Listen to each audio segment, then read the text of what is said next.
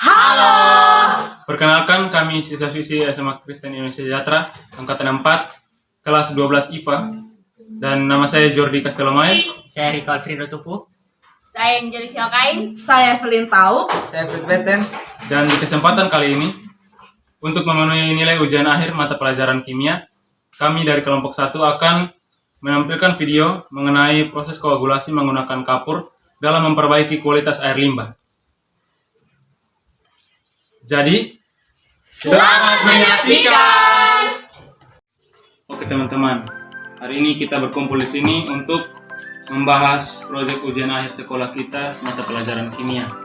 Nah, jadi kalau di tugas kimia ujian akhir kali ini kita diberikan untuk mencari sebuah permasalahan di lingkungan yang pada akhirnya kemudian kita atasi dan bisa menjadi suatu jawaban bagi permasalahan tersebut.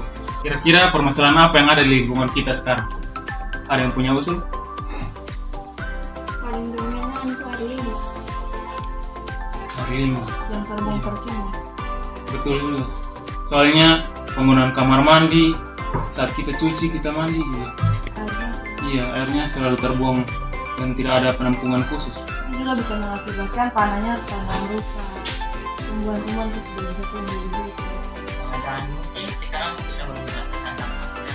Di beberapa tahun ke depan, kita akan bisa merasakan dampak tersebut. Jadi, pencemaran tanah sehingga mengakibatkan tumbuhan yang tumbuh di sekitar tempat tersebut bisa mati, bahkan hewan-hewan. Betul juga. Jadi, kira-kira dari permasalahan ini, apa yang harus kita lakukan? Ada yang punya ide? Solusinya apa? Absorpsi. Menurut saya absorpsi kurang efektif karena itu membutuhkan waktu yang sangat lama. Bahan-bahannya tuh juga sulit untuk kita dapatkan. Terus kalau membuat dalam jumlah skala yang besar tuh sulit sekali. Jadi sama-sama gimana? Solusi yang lain. Betul juga. Bagaimana kalau koagulasi? Menurut informasi yang saya baca itu dia tuh lebih efisien, bisa dalam nih skala yang besar, lebih efektif, murah. Bagus juga. Iya, lebih baik daripada absorpsi tadi. Jadi bagaimana? Semua setuju? Setuju. Oke, kalau semua sudah setuju, berarti setelah ini kita langsung lanjut ke perencanaan. Oke. Semangat! Teman-teman, ini perencanaan yang sudah kita buat bersama. Tanggal pelaksanaan untuk melakukan pelajaran ini dari tanggal 10 April 2023 sampai tanggal 15 April 2023. Dan tempat pelaksananya itu di SMA Kristen Indonesia Sejahtera dengan alat dan bahan yang kita butuhkan, yaitu yang pertama kapur sebagai koagulannya, yang kedua air limbah, yang ketiga gelas kimia, yang keempat alat pengaduk, yang kelima timbangan digital, dan yang keenam. Jadi teman-teman semua semangat ya untuk melakukan proyek ini karena kita cuma mengerjakan ini dalam semangat. Semangat.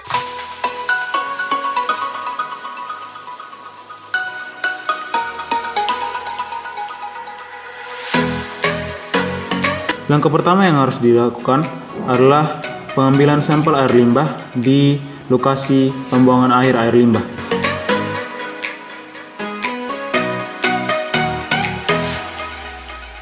Setelah diambil, bawa sampel air ke lab untuk dilakukan percobaan.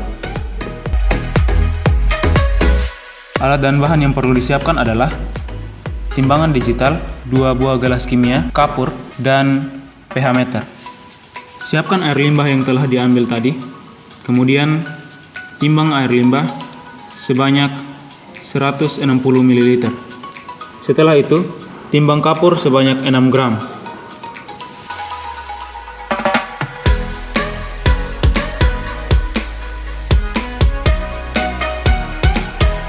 Masukkan kapur ke dalam sampel air limbah, kemudian aduk selama 20 menit. Setelah larut, diamkan larutan tersebut selama 30 menit. Kemudian, amatilah perubahan yang terjadi pada larutan tersebut.